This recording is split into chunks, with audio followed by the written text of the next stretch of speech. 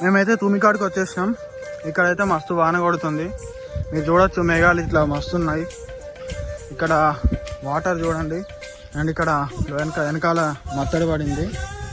ఇక్కడ ఒకటి అట్టేసిండ్రు, ఆడ అట్టే పోతుండ్రు. ఇప్పుడైతే దిగబోతున్నాం. చూసిండుగా వ్యూ అంతా మంచిగా ఉన్నావు.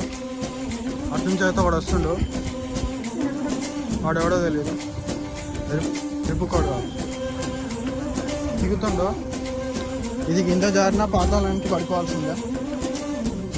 ఒక్క దీన్ని అంటారు అడ్వెంచర్. రీచ్ అయింది.